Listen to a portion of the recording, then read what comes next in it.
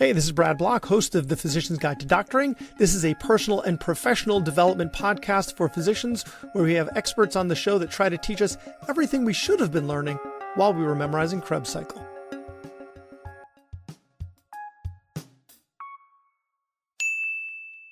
All right, welcome. I'm Cobin Soelberg. I'm an anesthesiologist and the principal financial planner at Greeley Wealth Management, and I am really excited for our guest today. Today, I welcome Dr. Jordan Grumet, who is a hospice physician. He's been the host since 2018 of Earn and Invest, which is a phenomenal podcast, and he's an author. We'll be talking about his new book today, The Purpose Code.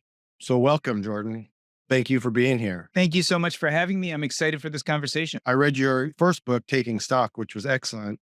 What made you need to write this new book? So it's a funny story. I had written Taking Stock because as a hospice doctor, I found that people on their deathbeds would tell us stories about the regrets in their life.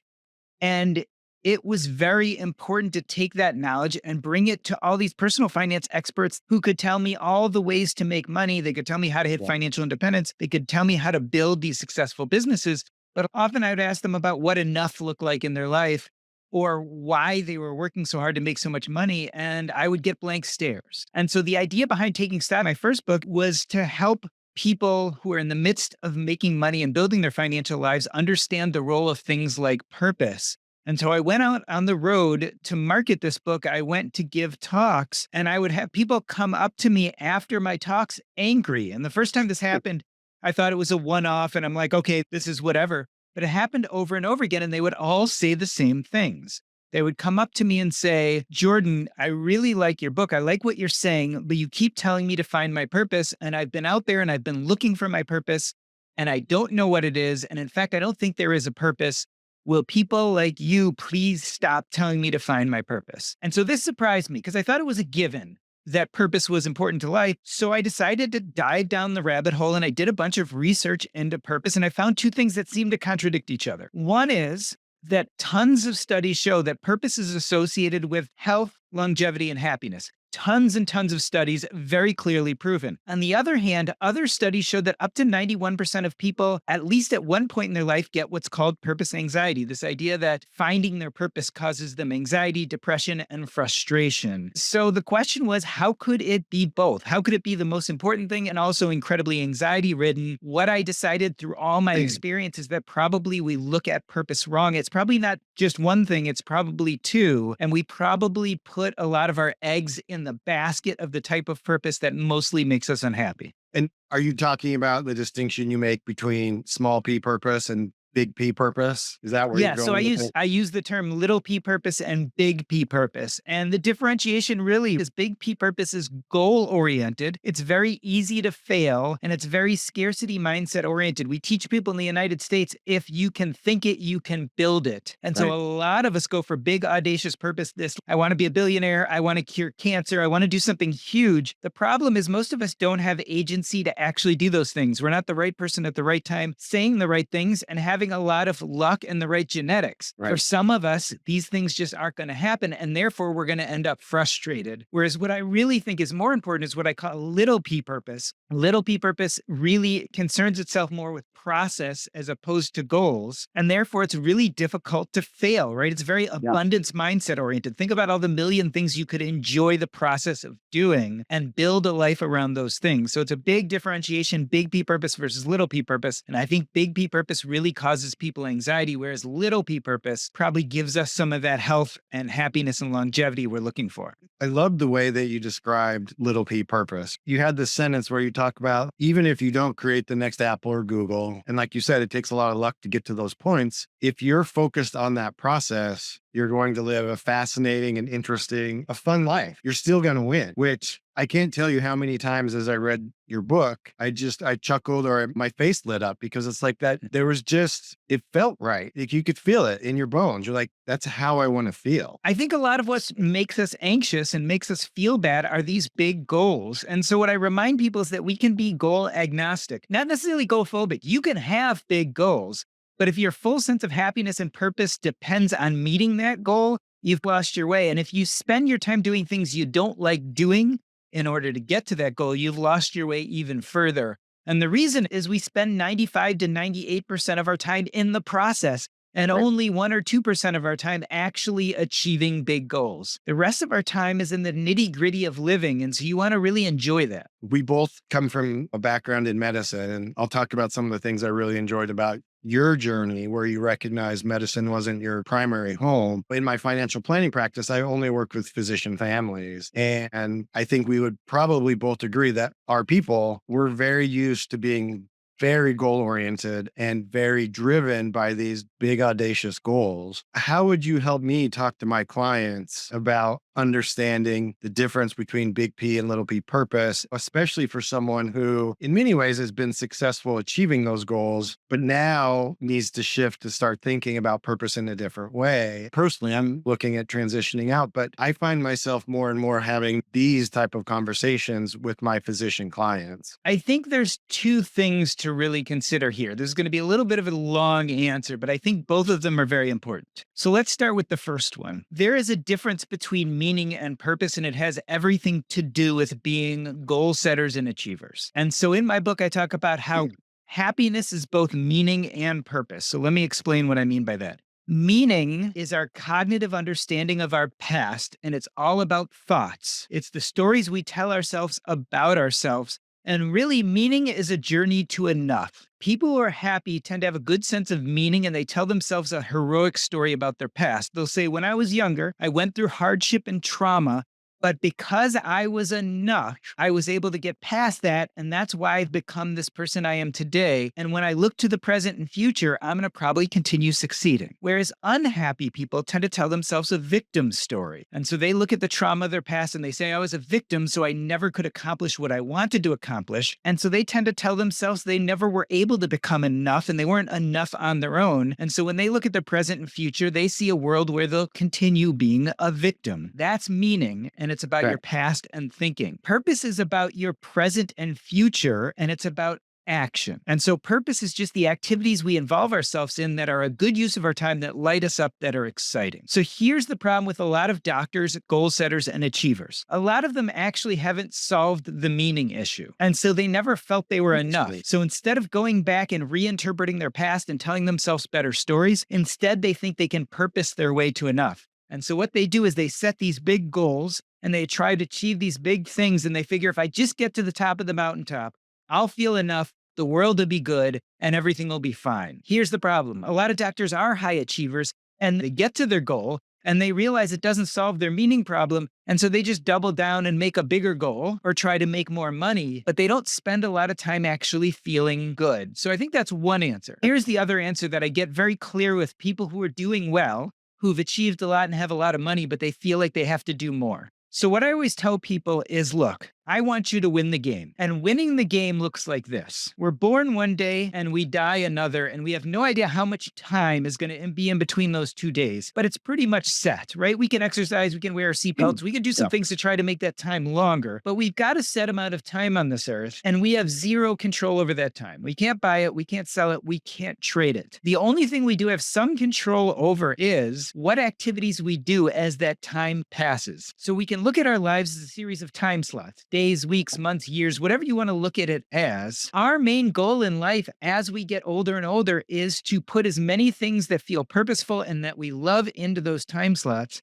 and get rid of as many things as we loathe. And we want to continuously do this over and over again, every month, every year, until that calendar looks mostly like things that are purposeful and that we love and has very few things that we loathe. The problem is if you're stuck with goals and achievements, a lot of times you find yourself doing things you don't love. In fact, even doing things you loathe to reach that goal. And maybe you find yourself really happy for the day, week, or month where you're celebrating that goal. But the next thing you know, you're back to doing things you don't like to reach the next big goal. And so I don't want that for you, because I want you to spend most of your time doing things you love. And in order to do that, we really have to focus on process and not goals, because we don't know whether we'll meet the goal. We don't know if we'll ever reach it, but if we love what we're doing, that's going to make that calendar look best. I love the way that you talked about this in the book, and you bring up subtraction a lot and how powerful that is. And it was almost like giving permission. I don't have to do all these things that make me miserable. I can spend time hanging out with my 3-year-old toddler, playing Legos and reading books, or going on a mountain bike ride, or any of these countless things that actually bring joy and happiness into my life. Like, it doesn't have to be suffering. I loved how you started this book, Jordan. You started with the story of Julia Child and how she transitioned out from her role in the State Department and started the Julia Child that we know as this celebrated author and chef. And what immediately jumps out from that story and everything I've seen from Julia Child is how much joy she lived her life. It resonated with me. And I wonder is that what you're supposed to be looking for? Like, when you're doing these things that light you up, is that what you're looking for and doing more of that? Look at Julia Child, right? She failed her first test at the Cordon Bleu. She took 10 years to write her most famous cookbook. If she didn't love what she was doing while she was doing it, she would have burned out. That's Just great like a lot of point. Yeah. doctors are burning out. And so that's what's so exciting about her story is she just loved what she was doing. Julia Childs did not set out to change the world. And neither do you. But if you do things that light you up, that bring you joy, you're most likely going to anyway. Maybe Yes. you'll make money, maybe you won't. Maybe you'll put something out into the world that changes people's lives, maybe you won't. But the effect locally you have on people, you'll end up creating communities and making connections with people because they will see you doing something that lights you up. And when you are lit up like a moth to a flame, people will be attracted to you. You're going to form communities. And whether you mean to or not, you are going to change people. But what I really love about Julia Child is, yes, you could say she found her purpose when she ate French cuisine for the first time, but Julia Child didn't find her purpose. She built it. It was action oriented. She put the work in. Purpose is about present and future, and it is about action. Yes, we have to have some inklings, some beckonings to build purpose around. I call them purpose anchors. Julia Child did discover her purpose anchor, which was French food, but then she spent decades building a life of purpose around it. I want to give people confidence who are listening to this today. You too can build a life of purpose, but it's not just going to fall out of the sky and find you and be perfect. I think that's such a critical point, Jordan, because I had suffered from this at points in my life. I think a lot of us are waiting for life to happen to us instead of being action oriented and taking steps and knowing we're going to fail and knowing we're going to trip and knowing we're going to fall on our face. And let me add to that. That is a meaning problem. It's because the story we tell ourselves about ourselves is we don't have agency. And so we have to wait around for this thing to happen to us. That's why we don't take that agency in our own hands and build a life of action and purpose, because we have a meaning problem. Because we're waiting for it to happen and we're letting the world happen to us. I'd love to convince people to have a better sense of meaning so they can jump forward into purpose and the present and future joyfully. Yeah, and I appreciate that description because one of the questions I wanted to ask you was about the difference between meaning and purpose. It was one thing I wasn't totally set for me. So I do appreciate you clarifying that. That really helps. And I think that gives people more of the ability to step in and take action. Another thing that you talk a lot about is how it's so easy to compare our purpose to someone else's purpose and how dangerous that can be. And I've often said comparison is terrible, whether it's how much you're making, how much you're working, your trips, whatever. But I had never considered how dangerous it could be for something as big as purpose. Where did you find that insight? Actually, kind of social media, the marketing world, and even my own parents taught me a little bit about how co-opting someone else's version of purpose can be dangerous. So let's look at outside forces first. There are tons of people telling us how we should be. And the reason they are is because they usually want to sell us something. So let's look at influencers on TikTok or Instagram. They're showing us visions of six-pack abs and traveling to every country in the world and running 8-figure businesses. They are showing us a vision of purpose, which is very much a big P purpose, but they're not doing it for you. They're doing it for them because they want to sell you on their advertisements. They want to sell you on their course, or they want you to follow them because they can make more money from you. Let's also look at marketers who are going to show you advertisements, videos, movies, TV commercials that are all these images of people who are living idealized lives, better lives than you. And again, they're trying to convince you if you just co-opt a version of purpose that's big purpose, you will spend money on their product. And unfortunately, even our families and our parents are somewhat responsible. Sure. They will go ahead when you are 3 or 4 years old and you say, Mom or Dad, I want to build a pool in the backyard. And they will go out and play with you and dig, and you'll laugh and have tons of fun. But if you go to them when you're a 15-year-old and say, Mom and Dad, I want to build a pool in the backyard, they will tell you all the reasons you can't do it and tell you to go back to your math class so you can become a doctor, a lawyer, a CPA, or whatever it is society has told them that they should tell you to be. And so there's a lot of pressure to co-opt other people's version of especially big P purpose. But the problem is we find ourselves doing all sorts of stuff we don't love doing in order to reach this big P purpose. And so if we're lucky enough to reach it, we're not fulfilled because it was someone else's version of purpose instead of our own. And if we're not lucky enough to reach it, just have this purpose anxiety because we feel like there's this big thing that if we could just get there, everything would be all right. But since we didn't get there, everything's miserable. And so there's a lot of pressure out there. Very few people are telling you to go ahead, find what you enjoy doing and incorporate that in your life. And now I'm not saying for a living. You can be a doctor, a lawyer, accountant, and it cannot fill you up.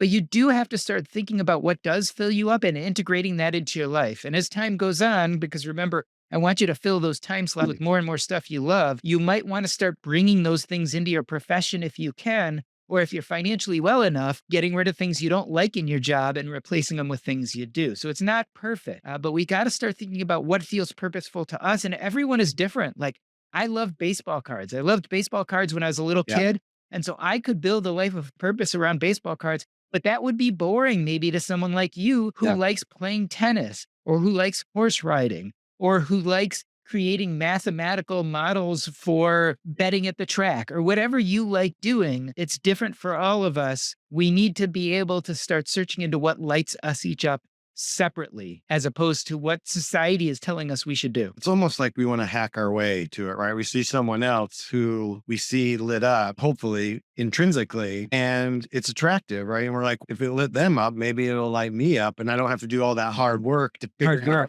out what it is for me that's really my thing. So it's almost like we want to cheat our way through it. But you can't. Well, it doesn't work is the problem. And so I tried to do this exact thing, right? So my father died when I was 7 and he was an oncologist, a cancer doctor. And I tried to co-opt his purpose. I decided everything would be fine as long as I became a doctor, could step into his footsteps, into his shoes, and do the good work he was doing. And guess what? I spent a lifetime trying to do that. And I even became that doctor, but it didn't really fulfill me or light me up. I finally gave myself permission to start doing other things that I love doing. And now I've become a writer, a blogger, a podcaster, a public speaker. And I've created a much different, better, more enjoyable life for myself that is connecting me with more people than ever. When I was a doctor, I had almost no doctor friends, but as a writer and a personal finance person, I have more friends than ever. I've built a community around this thing because I love it and people are seeing me as my best self. When they saw me as a doctor, they weren't seeing me as my best self because I was trying to take on someone else's version of purpose. I wanted to dig into this a little more because this resonated with me. I did medicine for a variety of reasons. We grew up pretty poor and I thought it was the ticket out. And I always did well in school. So I took a break from medicine and went to law school. And now I'm doing personal finance and these other things. But what stuck out to me was your description of where like medicine didn't feel like your people. Like you mentioned, you weren't hanging out with other doctors. It's almost like you didn't even want to tell people that you were a physician. Can you talk to us a little bit more about that journey to finding yourself and discovering these new paths for you? You said you gave yourself permission, but I'm sure it didn't just happen overnight. It didn't at all. So my journey really started in residency where I had this moment where I lost a patient in the ICU and I felt horrible about it. And that was the beginning of what eventually became burnout. But it took a good 10, 15 years of practicing to the point where I felt like I wasn't helping people anymore. I was spending all my time doing paperwork, and I realized that this thing just didn't fit me as much as I thought it would. Now, at that point in 2014, I received a call from a guy named Jim Daly, the white coat investor. I was writing a medical blog, and he sent me his book to read and to review on my blog. And I read his book, and it taught me all about finances. And I had that aha moment where I looked at my own finances and said, I've been pretty lucky. My parents modeled great financial behavior. I actually have enough money. I could step away from this thing that's no longer fitting me. I could stop being a doctor. But here was the problem. It was the only purpose and identity that I knew. And so I wasn't courageous enough to just walk away and step into the abyss to step into the void. It took me another 4 years. And what I started with, which was the easiest thing, is I said, okay, I'm financially okay. Let's just start subtracting out things that I don't like at work. And so instead of leaving anything or stopping identifying as a doctor, I got rid of my own practice. I got rid of being on call. I eventually got rid of nursing home work. Eventually, what I was left with was hospice work. And interestingly enough, I realized that I would do the hospice work even if someone wasn't paying me for it. So I knew that that was a piece of doctoring, a piece that really did feel purposeful and that I could hold on to that piece. But I even got rid of like being on call for the hospice. I got rid of nights and weekends. I was basically running teams. And so I could do that 10 or 15 hours a week and do it in a way that I wanted to. So this took years. In the meantime, during those years, I could start to generally and gently think about what I wanted to fill up my free time with. So when I went from working 60 hours a week to working 10 hours a week, that gave me 50 hours to play with. And so I started thinking, what really lights me up? What's exciting? What have I always wanted to do, but never had the courage or time to do? And I found that writing, eventually podcasting and public speaking were those things that I loved. And because personal finance had set me free, that's where I started my journey, was writing and podcasting and talking about those things. But it was a very gradual process. And thinking back to your own journey, would you have rushed it? Would you have done it a different way? What advice would you give to someone reading your book who's looking at making those changes? Like you said, you slowly stepped away and slowly gave yourself space to start. I know there's people out there, it's not me for sure, who are like, hell yeah, I'm just going to jump. My sense is a lot of the people that I work with, other physicians, are not those people, right? They want to have a plan. So your journey actually is a nice model for that, because slowly subtracting and building up other sorts of meaning and purpose before you leave medicine entirely. So let me get a little meta here. I don't care whether you jump fast or you jump slow. But ultimately, the story you tell yourself about that time in your life, you want it to be heroic.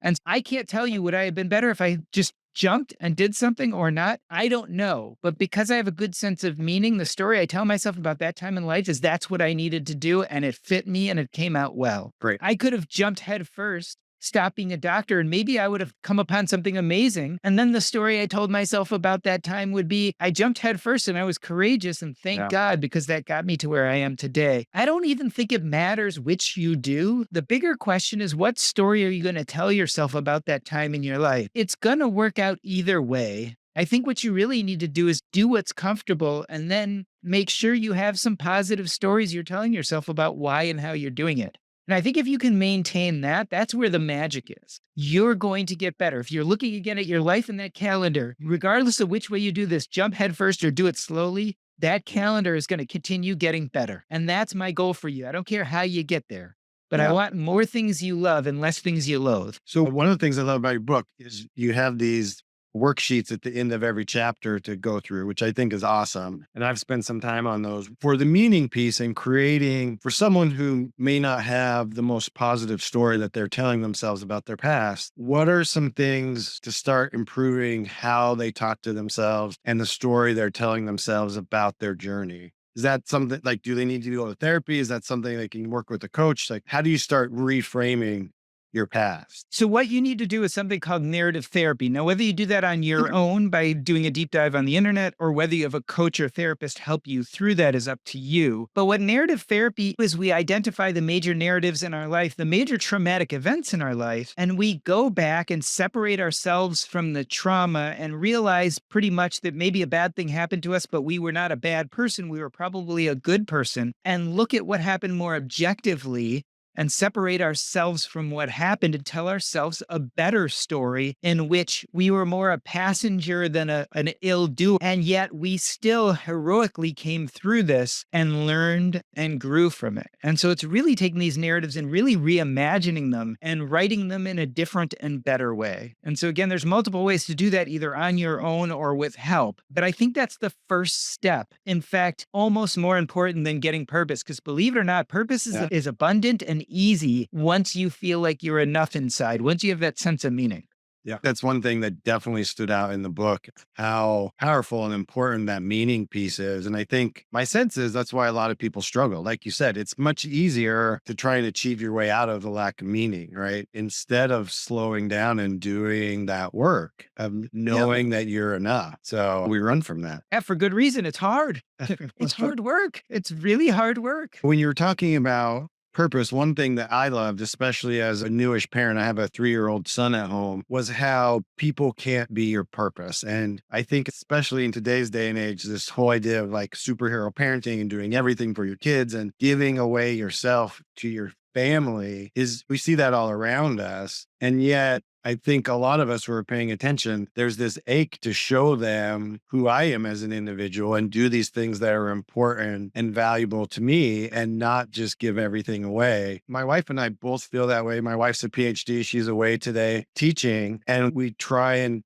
tell our son how important these parts of our lives are for us. And yet we also want to give him as much time and attention as we're able to as well. Like, how do you navigate that? Because I think, especially as a physician, we're so used to taking care of other people and we get rewarded for it. We're applauded for staying late and taking more calls. And the same is true with parenting. So how do you navigate that? Yeah, I think the myth of perfect parenting actually is more generational trauma than people want to admit. And so I talk about two concepts. Generational trauma is the trauma our parents hand down to us and becomes our trauma, right? Yep. And then there's something I call generational growth, which are actually the positive things our parents hand down to us that help us grow as adults. So here's why I think it's a problem to make people your purpose, specifically your kids. If you make kids your purpose, you're pretty much modeling that behavior for them. And what you're handing down generationally is this belief that they should be the same. And so when they become adults, they don't have a model of doing things that they love doing, right? Because you didn't model for them little p purpose, doing things that light you up and that excite you and fill your day. You haven't modeled that. What you've modeled is that your children are supposed to be your purpose. But what happens if they don't want children? What happens if they biologically can't have children? Yep. What happens when they have children and those children grow up and move away? You haven't modeled any generational growth. I want my kids to live a purposeful life where they do things that light them up, whether they have kids or not.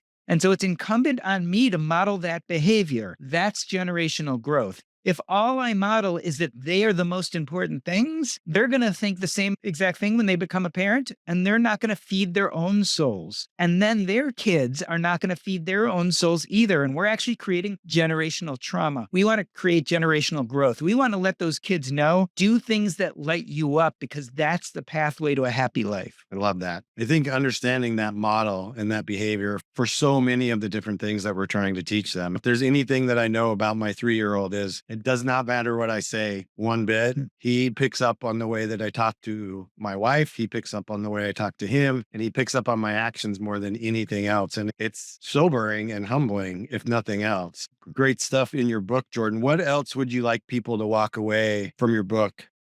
What else do you want the people to know? So the main message here is that purpose is not some big ephemeral thing. It's actually small and palpable and tactile and abundant. And so what I want to leave everyone with is purpose is out there and you can definitely build it into your life. And it's not nearly as hard as everyone thinks. And it's not nearly as scarce as everyone thinks. It's incredibly abundant. If I were to say, take this pill, and you're going to live 30% longer and 30% happier, you'd say, okay, great. Purpose is like that pill. Maybe it's not 30%, but you can live longer, healthier, and happier with a good dose of purpose in your life. And it's not this intangible, faraway thing. It's something that all of us can do. Isn't it easier when it's this big ephemeral thing? Because then we don't have to work on it. You do have a point, but here's the problem. And I always tell people this in coaching. If you want a different outcome, you have to do something differently. So if you love your life and it feels perfect and you have enough of what you think of purpose in your life and you have no complaints, then keep doing what you're doing. But if you're out there and you're feeling a disconnect and you're feeling like you're on this treadmill where you keep on getting to goals and you keep on thinking it's going to make you happy and you find that you're not, then if you want a different outcome, you're going to have to do something different and that's going to be uncomfortable. And so for some of you, creating a life of purpose is going to be different and it's going to feel uncomfortable, but that's how we change. By nature, doing something different puts you out of your comfort zone, and being out of your comfort zone has to be uncomfortable. So that's why it's doing that work, is because ultimately you probably want something different if you're feeling disconnected today. So, Jordan, tell people where they can find you. Easiest place is to go to jordangrumet.com. That's JORDANGRUMET.com. There you can see links to both of my books, Taking Stock and The Purpose Code, as well as other links to almost everywhere I create content. The main place is the Earn and Invest podcast. I also do the Purpose Code Substack, but there are also links to my old medical blog as well as financial blog, jordangrumet.com. And when can people expect the Purpose Code to be out? Drops January 7th. If you're interested in buying it, buy it now. I don't know when this is coming out, but pre-orders help as well as orders after it's out. That's how people hear about the book, is when it starts selling. It goes higher up in Amazon. People start talking about it, etc. So if this stuff sounds good to you, please go out and get it. It is a fantastic book. I think I read through it in 2 or 3 days, and you're an incredible writer. And like I said, there's little workbooks throughout. So I cannot recommend this book enough. It's a fantastic book. So to anyone listening today, go out and pre-order it today. Thank you, Cobin. I appreciate it. You're welcome. Thank you so much for being here today, Jordan. And I look forward to talking to you in the future. It's been a blast. Likewise. Thanks for listening. So please share it, or like it, or comment on a social media post, or write us a 5-star review. Thank us again for listening to The Physician's Guide to Doctoring.